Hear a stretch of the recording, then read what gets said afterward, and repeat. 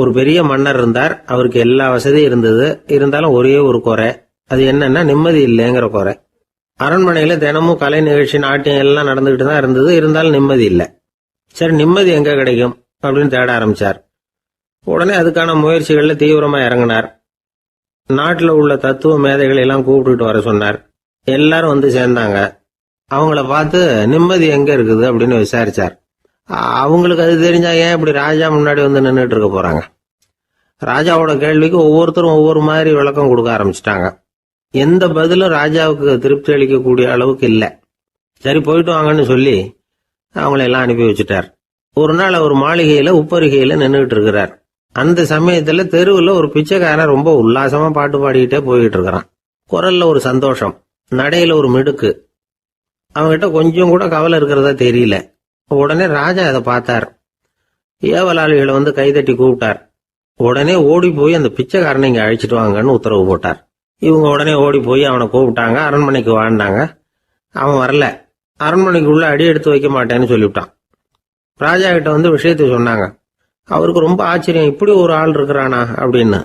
சரி, அவன் என்னதான் சொல்றான் அப்படின்னு விசாரிச்சார். இவங்க மறுபடியும் தெருவுக்கு போய் கேட்டாங்க. என்ன பார்க்கணும்னா ராஜா விருப்பப்பட்டாருன்னா அவரை வேணும்னா இங்க வர சொல்லுங்க அப்படின்னு சொல்லிவிட்டான். அதை வந்து ராஜா கிட்ட சொன்னாங்க. அவருக்கு கோபம் வரல. இவ்வளவு சுதந்திர உணர்வோட இருக்கிறவன் சாதாரண ஆளா இருக்க முடியாது அப்படின்னு நினைச்சார். உடனே கிடுகிடுன்னு இறங்கி தெருவுக்கு வந்தார். பிச்சைக்காரங்கிட்ட போனார். நீ கவலைப்படாம சந்தோஷமா பாடிட்டு போறியே, அது எப்படி முடியுது உன்னால அப்படின்னு கேட்டார். ஏன் அப்படி கேக்குறீங்கன்னு அவன், அதுக்கு இல்ல, எனக்கு அரண்மனையில எவ்வளவோ சுகபோகங்கள்லாம் இருக்கு, இருந்தாலும் நிம்மதி இல்லை. இது ஏன்னு எனக்கு தெரியல. இந்த தேசத்துல உள்ள அறிஞர்களை எல்லாம் கூப்பிட்டு கேட்டு பார்த்துட்டேன், அவங்களுக்கும் தெரியல.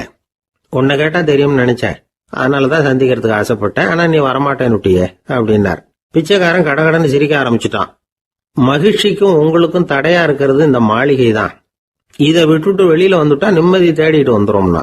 நான் அரசன், எனக்குன்னு கடமைகள் இருக்கு, அதையெல்லாம் விட்டுட்டு எப்படி வர முடியும்னார் ராஜா. ரெண்டும் ஒரே நேரத்துல கிடைக்கணுங்கிறது முடியாத காரியம். உங்க சுகபோகத்துக்கு விலையாதான் உங்க நிம்மதியை கொடுத்துக்கிட்டு இருக்கிறீங்க. என்ன பாருங்க, என்கிட்ட எதுவும் இல்லை, அதனால எதுவும் போயிடுமோங்கிற பயமும் இல்லை, நிம்மதியா இருக்கிறேன் அப்படின்னா அவன். ராஜா உடனே சந்தோஷப்பட்டு தன்னுடைய மேலங்கியை எடுத்து அவனுக்கு பரிசா கொடுத்தாராம். அவன் சிரிச்சுக்கிட்டே அதை வாங்க மாட்டேன்னுட்டானான். இதை நீங்க எனக்கு கொடுக்கறதுனால எந்த பயனும் இல்லை, அதே நேரத்துல அதை வாங்கிட்டேன்னா அடுத்த வினாடியிலிருந்து அதை எப்படி காப்பாத்துறதுங்கிற கவலை எனக்கு வந்து சேர்ந்துரும், அப்புறம் தூக்கம் வராது, நிம்மதி போயிடும் அப்படின்னானா. சொல்லிவிட்டு அவன் பாட்டுக்கு சந்தோஷமா பாடிக்கிட்டே போயிட்டான். நிம்மதி எங்க இருக்குங்கிறதையும் ராஜா தெரிஞ்சுக்கிட்டார்.